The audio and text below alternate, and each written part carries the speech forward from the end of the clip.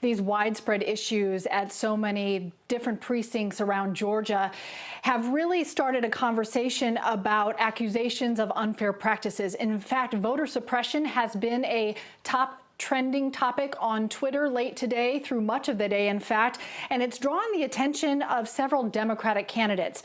U.S. Senate candidates Jon Ossoff and Sarah Riggs Amico both urging voters not to give up, demanding extended hours at polling locations, while Carolyn Bourdeaux, a Democratic candidate for Georgia's 7th congressional district, is calling for Secretary of State Brad Raffensperger to resign.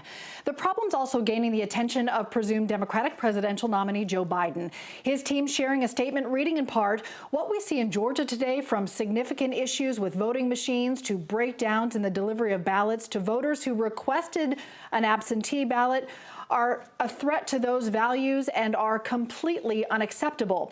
We only have a few months left until voters around the nation head to the polls again, and efforts should begin immediately to ensure that every Georgian and every American is able to safely exercise their right to vote. Perhaps one of the strongest criticisms from former gubernatorial candidate Stacey Abrams, calling out the Secretary of State. Her tweet begins simply, "Georgians deserve better." We'll have a live interview with Abrams tonight at 8:30 on our sister station, WATL.